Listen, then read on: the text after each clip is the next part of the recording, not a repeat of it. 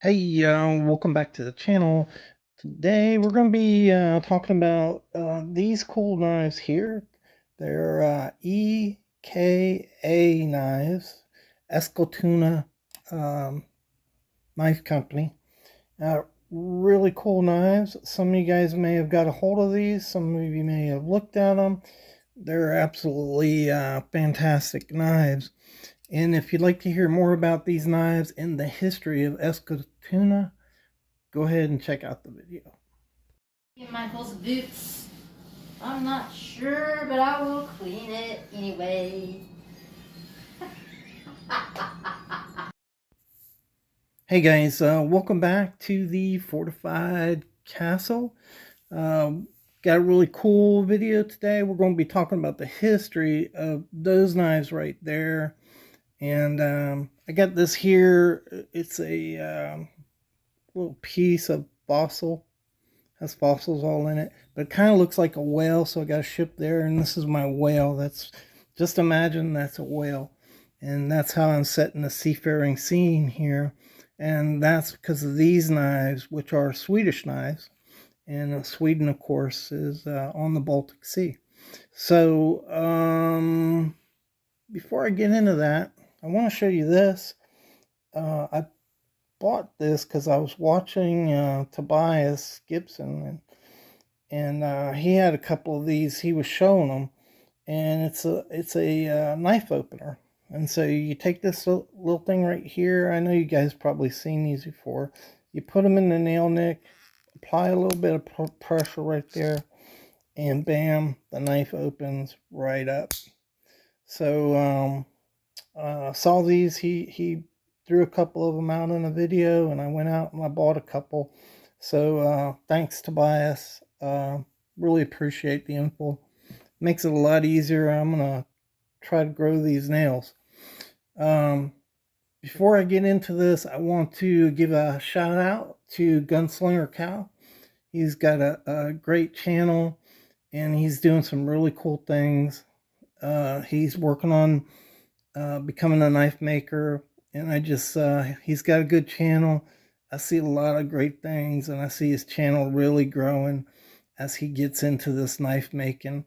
And I'm sure as he gets into it, he's going to share more of that on his videos, which will be pretty cool.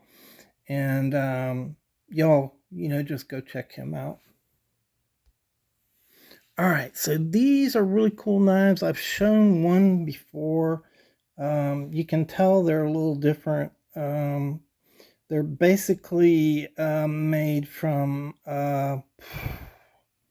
either a stamp or acid etch. I'm not really sure. But the low parts are filled with enamel. This is black, white, red, blue enamel. And it's powdered in there, and then they heat it up, and it melts and fills all the spaces. And the gold spots is real gold. Um, so that's leaf gold put onto there. Pretty cool. So that would make this a gentleman's knife. I'm sure these things were probably expensive. Um, but one thing you may not know about EKA is that they produce kind of regular knives, knives like these, that we're used to seeing. But those knives are really early, and I think they're really hard to find. So we probably, if you know of EKA, you probably know them from these type of knives here because they're the easiest to find. The other ones are a little harder to find. It's a little lobster pattern right here, pretty cool. So this company, you can see it right here. There's a number of different stamps. Come on, snap in. Made in Sweden. And where's the EKA on this thing? Boop. There's so many blades I can't find it. I will find it though. This thing still has part of its mirror polish on there. There it is. Okay.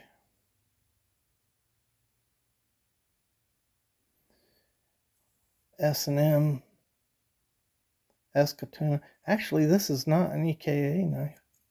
Haha. Let me see another one here. I can show you that tang stamp. There you go. EKA, Sweden. All right. So this company was founded by Hatter Hallström, Hatter Hallström Knife Fabrication Company, in 1882, and in Eskiltuna. Eskiltuna is a town in Sweden, has a very long history of knife making in it, and goes back to pre-Viking years.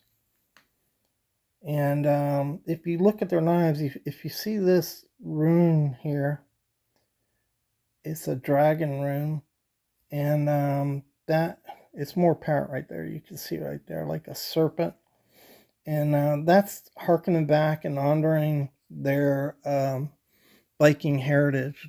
That's why you see that. Not all their knives have it on there, but a lot of them do. That's what that is.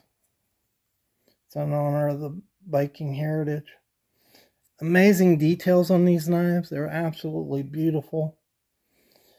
And let's see, 1917, John Elmquist took over the company, renamed it EKA, Eskiltuna Knife Company, and that's what it's been known as since that time. In the period of 1900 before to 1930, it was pretty hard times, and there were about 40 companies up to that point, pocket knife companies who made pocket knives, and by the end of 1930, only one survived, and that was EKA. Now they had fixed blade companies too. A lot of those fixed blade companies survived, but only EKA, the pocket knife company, survived that period of time. I think these knives were produced between 1950 and 1965, and 1967 EKA went out of business. I think the ones you see now are coming out of China. In 1946, Toborn Everell took over. He deleted a lot of the old style knives and introduced some new styles. Kind of brought back the production of the company in its exportation, and it stayed successful for a long time. Swedish steel is really good. So the thing about Swedish steel, you guys who have used Sandvik, it's a good to go steel, but Swedish ore is very, very clean, and clean ore makes for a better steel because you don't have all those contaminants in it. And also it was high in carbon, and Sheffield used Swedish steel. I don't think a lot of guys realize that, and that is one of the things that made Sheffield steel so good, is they use that Swedish ore. Some companies would use nothing but that, and they also use some Indian steel, Indian ore, for the same reason. High carbon content, very clean. The cleaner the ore, the better the steel would be when you smelted it. And so this is, you can see in these knives are really old, but the steel is just great in them. You can see it in it. Solid. All right, just a quick review of these EKA knives. I hope you enjoyed the history, found it informative. Really appreciate you guys for subscribing and helping the channel out. And thanks for watching.